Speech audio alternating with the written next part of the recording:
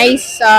சிவகார்த்திகேயனை வேற மாதிரி ஒரு ஜானர்ல பாக்குறது இட்ஸ் நைஸ். மூவிக்காண்டி பண்ணிருக்காரு. It is that will be a good hit. வியாசா செட் ஆகும். பிகாஸ் எல்லா ஹீரோஸையும் வந்து வேற வேற ஜானர்ல பார்த்தாதான் பாக்குறவங்களுக்கும் there will be a difference. There will be huge difference. நல்லா தான் ப்ரோ இருக்கு பாக்குறது. புதுசா இருக்கனால மிலிட்டரியில நடிச்சாங்க.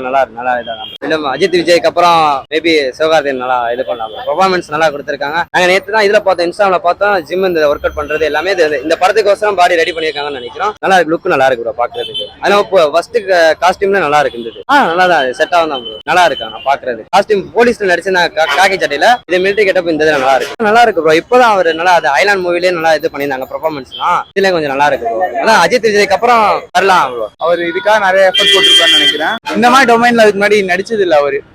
கனா படத்துல இருக்க லுக் அப்படியே இருக்கு. நல்லா இருக்கும்னு நினைக்கிறேன்.